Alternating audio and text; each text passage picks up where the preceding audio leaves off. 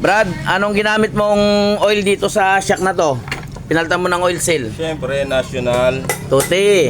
O yan, marami na naman tong medyo hindi makakapag-react ng maganda. O ito ha. Huwag na kamo, okay na ito. O ito kapatid ha. Para mas malinaw lang sa inyo, pork oil is pork oil ang ginagamit talaga sa mga shock.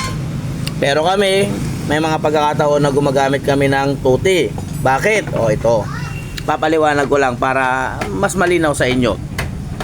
Kagaya nitong bit na ito. Kung sisilipin nyo yung shock nya, tama ba yun? Hindi. Anino lang.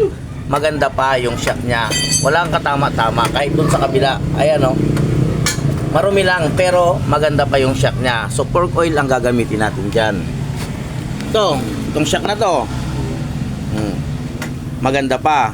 So ginamitan namin ito ng tuti. Bakit? Dahil dito. Kasi ang daming nag-react na hindi maganda doon sa shock na nilagyan natin ng tuti. O, nakita nyo yan? Ayan, ilapit ko pa. Ayan, ilapit ko pa. O, kita nyo na? Pag hindi nyo nakita yan, o ito, isa pa. O, mas malaki yan sa loob ha. Mas malaki yan sa loob. So yan lang yung dulo, pero yan parang mapa yan. Ang laki niyan. Kapag nilagyan mo ito ng pork oil, mas mabilis na itong sisingaw. Kasi, bakit? Dahil yung tuti medyo malapot, yung pork oil naman medyo malabnaw yon, mas malabnaw yon. Kung ganito na kalaki ang tama niya, dapat nga ginagamit dito yung mga 2050 or 2040 na. Ang mahalaga may langis para pumigil sa pag-bounce ng mabilis ang shock. Tingnan natin yung bounce niya. Brad, ikaw Brad, paki-bounce mo Brad. Hindi ko ma-bounce eh. Storboyin mo na kita. Bouncy? Bouncy.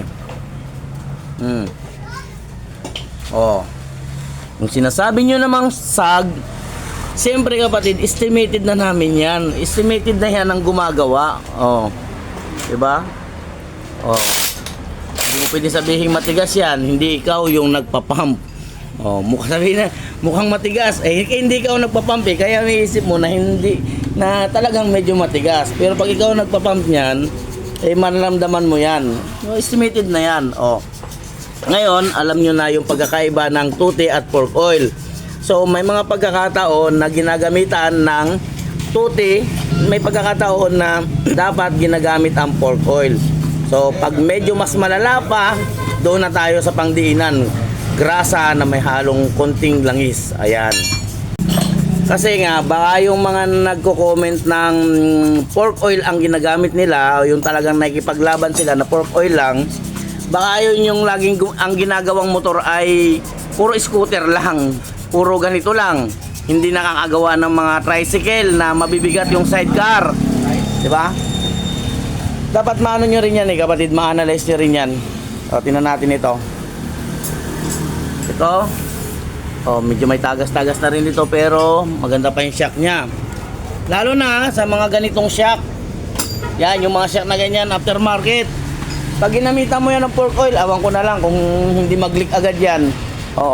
Comment nyo kung talagang nakagawa na kayo niya pork oil ang nilagay ninyo at hindi ka agad nag-leak. Kapag mga original, yung maniwala ako, pwede siguro na pork oil, hindi ka agad tatagas. So, hindi rin naman natin mapabili ka agad yung customer dahil medyo gipit din talaga, di ba?